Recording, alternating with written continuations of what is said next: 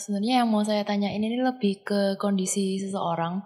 Jadi saya punya kerabat itu, dia itu punya karakter dasarnya itu sebenarnya penyabar dan suka banget nolong orang. Cuman beberapa tahun terakhir ini beliau, mengalami hal buruk yang nyebabin kayak kena tipu, dikecewakan dan lain sebagainya. Sehingga, beliau akhirnya melampiaskan itu dengan apa ya, kerja yang terlalu berlebihan, kayak workaholic gitu. Dan, emosinya itu jadi nggak stabil, keras kepala juga gitu. Nah, beliau juga menyadari hal ini dan mencoba untuk meditasi, untuk menghilangkan, hal tersebut. Tapi, yang muncul itu malah, emosi yang marah gitu. Kayak, kok nggak berhasil dan lain-lain sebagainya. Mmm, yang ingin saya tanyakan, dengan kondisi tersebut apakah meditasi itu bisa tetap sebagai media untuk beliau bisa, lebih tenang, lebih calm dan seperti apa yang bisa dia lakukan gitu? Terima kasih banyak. Iya, jadi sebenarnya tidak semua masalah itu harus diselesaikan dengan cara duduk diam. Tidak semua diselesaikan dengan cara duduk diam, tetapi dengan cara memberikan pemahaman, memberikan kebijaksanaan. Ketika misalnya dalam kasus ini punya masalah yang dia ditipu, dia dikecewakan, walaupun sudah banyak berbuat kebajikan, yaitu tidak dengan cara diam kemudian masalah selesai. Tidak bisa, malahan itu berbahaya. Tapi harus diberi penjelasan, kebijaksanaan. Bahwasanya itu ya salah satunya misalnya sebagai satu contoh adalah ya sudah yang sudah terjadi mau bagaimana. Toh sudah berlalu.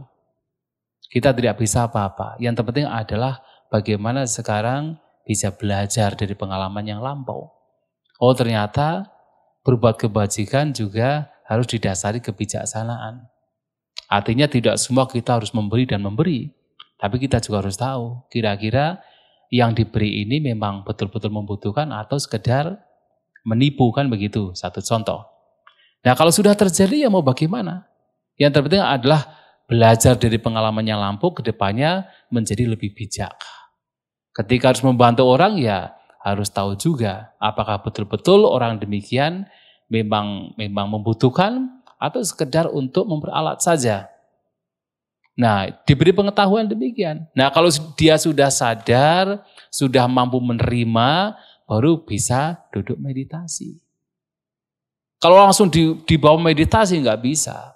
Malahan emosinya semakin berkembang, marahnya semakin berkembang. Terlibat ke dalam pikiran-pikiran kekecewaan tersebut. Itu bahaya. Harus ada media yang lain. Makanya seperti misalnya ini cerita pada zaman dahulu ya. Misalnya cerita mengenai pernah dengar Bikuni Patacara, seorang bikuni, tapi sebelum menjadi bikuni dia itu seorang wanita yang lari dari rumahnya, kawin lari dengan suami. Kemudian dia pulang ke rumah orang tuanya, tapi di perjalanan kedua anaknya meninggal secara tragis. Yang satu dimakan oleh burung elang, yang satunya terbawa banjir. Suaminya juga meninggal dalam perjalanan tersebut, digigit oleh ular berbisa. Nah begitu mau sampai di kampungnya, diketahui bahwasanya rumah orang tuanya itu terbakar. Orang tua dan saudara-saudaranya meninggal. Dan dia menjadi stres, menjadi gila. Sampai kemudian kemana-mana ya, karena namanya juga orang gila, sampai tidak mengenakan pakaian sama sekali. Dan suatu kali ketika Sang Buddha sedang membabarkan dhamma dikelilingi oleh banyak orang, oleh mereka para rumah tangga. Nah Patasara ini datang, ya masih dengan pikiran stres. Nah kemudian ketika datang ke sana, orang-orang awalnya mau menghalu dia, namanya juga orang gila kan. Tapi oleh Sang Buddha nggak usah, dibiarkan, suruh mendekat, tetapi kemudian ada yang memberikan kayak baju untuk menutupi tubuhnya. Dan Sang Buddha langsung menyampaikan kepada Patacara, suruh memunculkan sati perhatian. Sudah sadarlah. Dia tersadar. Begitu tersadar dia langsung nangis, menceritakan peristiwa yang dia alami. Ya dibiarkan. Tidak kemudian Sang Buddha mengatakan, sudahlah meditasi saja, nanti selesai. Ya dibiarkan dia menangis, menceritakan apa yang terjadi, baru kemudian Sang Buddha memberikan wejangan. Ya di sana diberi wejangan bahwasanya memang kita itu tidak bisa mengharapkan orang lain sebagai pelindung kita.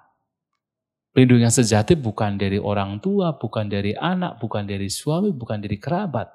Dan dia mengalami sendiri kan, maka dia sadar dengan apa yang disampaikan Sang Buddha. Jadi diberi pemahaman dulu. Dan kalau dia sudah menerima, baru kemudian bolehlah dibawa untuk ikut retreat meditasi. Seperti Patacara juga sama. Setelah dia sadar, dia langsung jadi minta ditapis sebagai bikuni. Dan baru kemudian ya bermeditasi sebagai bikuni kan. Tapi sebelum itu yang terpenting adalah pemahaman. Terhadap kasus misalnya wanita lain, kisah Gotami juga sama. Dia kehilangan anaknya, meninggal, kemudian dibawa kemana-mana padahal sudah meninggal, mengharapkan ada orang yang bisa mengobati atau menghidupkan lagi anaknya tersebut. Nggak ada yang bisa kan, kemudian dibawalah ke Sang Buddha atas anjuran banyak orang, dibawa ke Sang Buddha. Kemudian meminta agar Sang Buddha menghidupkan anaknya. Lah dengan kondisi demikian, apa kemudian Sang Buddha mengatakan, sudahlah, itu sudah meninggal, sudah buang saja. Enggak. Atau kemudian sudah kamu meditasi saja, selesai nanti pokoknya. Nggak akan stres lagi. Tidak juga. Sang Buddha menyanggupi. Saya bisa menghidupkan tetapi ada satu syarat. Syaratnya apa? Senang banget kan dia? Kalau kamu bisa mendapatkan biji wijen dari sebuah keluarga, tapi di keluarga di mana belum pernah terjadi kematian pada kerabatnya, saya bisa menghidupkan anaknya. Kan akhirnya kan dia pergi ke keluarga-keluarga kan, tanya ada nggak di sini biji wijen? Ya ada. Tapi begitu ditanya apakah di sini tidak ada pernah kejadian kematian salah satu kerabat, tidak ada. Setiap kali pergi ke rumah ada biji wijen, tetapi tidak pernah ditemukan ada keluarga yang tidak ada kerabatnya yang tidak meninggal, tidak ada. Akhirnya dia sadar sendiri bahwa kematian adalah sesuatu yang wajar. Maka ketika ada masalah-masalah yang menimpa seseorang, kita tidak bisa kemudian langsung mengajak dia untuk datang ke wihara bermeditasi. Nanti bahaya. Lebih baik memberikan solusi yang lain supaya dia menerima terlebih dahulu, baru kemudian barangkali ketika sudah siap bisa meditasi berdiam diri. Begitu ya. Selamat malam Bante, terima kasih untuk kesempatannya. Mohon maaf ini agak melenceng dari topik meditasi. Ini tentang kehidupan pribadi saya. Saya merasa kehidupan saya saat ini tuh bersyukur karena diberikan keluarga yang baik, lingkungan kerja yang baik, sama teman-teman yang baik. Tapi dari kondisi yang saya miliki sekarang itu membuat saya menjadi stuck dan gak mau berkembang.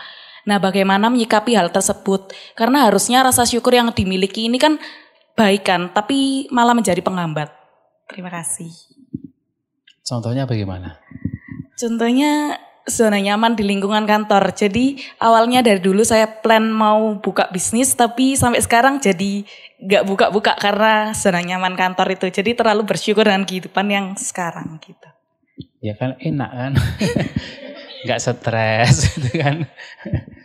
Ya gak masalah. Saya pikir gak ada masalah.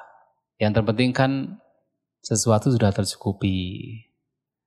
Dan yang lebih penting lagi adalah setelah bersyukur dengan apa yang dimiliki, segalanya secara kebutuhan sudah tercukupi, juga harus melakukan kebajikan. Itu yang terpenting. Sekali waktu juga ikut bermeditasi. Toh juga sebenarnya dalam hidup kan setelah walaupun seseorang berjuang keras untuk mendapatkan materi, toh pada akhirnya ditinggal juga kan. Setelah kematian ditinggal, yang akan kita bawa bukan materi, tapi adalah perbuatan kita.